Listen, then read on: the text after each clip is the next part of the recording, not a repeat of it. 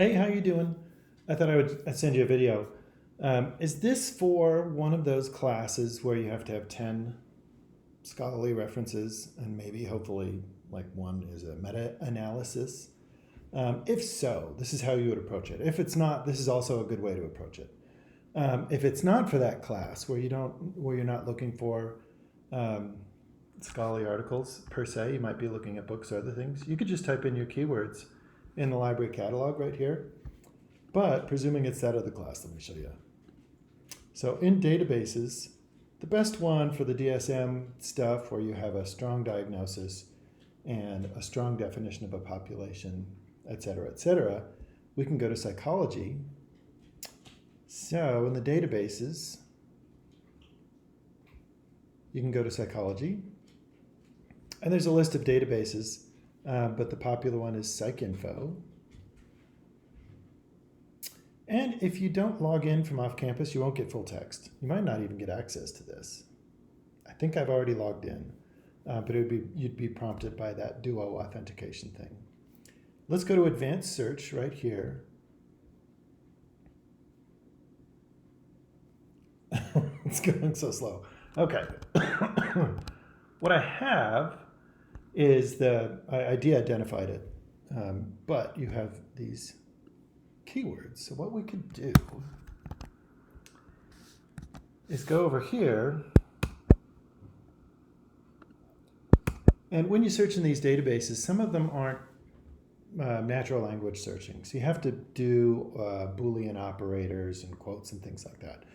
So one thing that I've done here is I put that diagnosis or that disorder in quotes because I don't want it to find anorexia here and nervosa there. I want it to be like stuck together.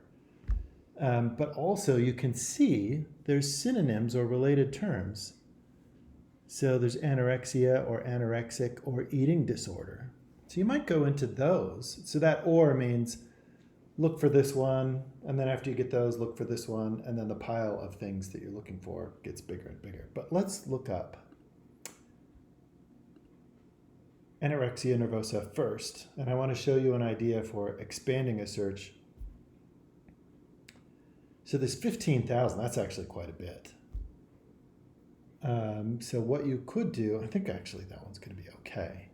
I was going to say maybe we should narrow it down to anorexia, but it seems like the nervosa goes along with it. And teenage girls, so that's two different populations. There is an age range, and then there is a gender identification. So I would suggest that we split those up. And here we have, there's two keywords right here. Let me zoom in. There's teenagers or there's teens. Do you remember in that last one where it had that or statement?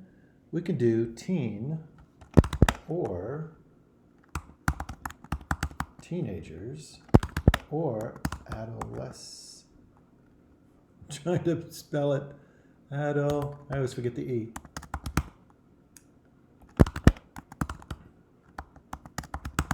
So we can put all of those related terms in there. And do you see this and right there? If we wanted to, we could put this in one big line and have the and separate it and then put the population in there. And then I would suggest in psychology, they're not going to use the term girls. They're going to have like an age range. Like adolescent is a specific age range that we might look up. But we would do, you could put in gender, female or women. So let's see how many we get with that. I'm guessing it's going to be really big. So we'll have the opportunity to narrow it down even further. Yeah, 4,000 articles. That's a ton. When you're looking for things, though, if you want to find it exactly on anorexia, you might discover that there's some articles that have like comorbidity, where it's talking about this, that, and the other thing. And they're treating things in total instead of just one at a time. If you wanted to, you can specifically narrow down. So instead of searching the title and the abstract and the keywords, you can go specifically into the title, or I would suggest maybe the abstract would be the best place to go. And that's a way to narrow it down. If you really want to narrow it down, put it in the title.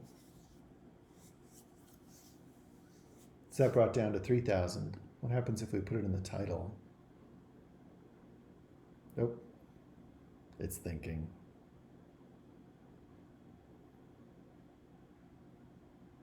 Okay. What happens if we look for anorexia in the title specifically? That means the whole article is going to be about that. Oh, my face disappeared. Don't be put off by that. I'm still here. There's something that crashes on my QuickTime. Ignore my face for now. So that's another thing that you could do to narrow it down. Another thing you can do to narrow it down is there are sorting options over here on the left. So you could say, oh, I only want like academic journals.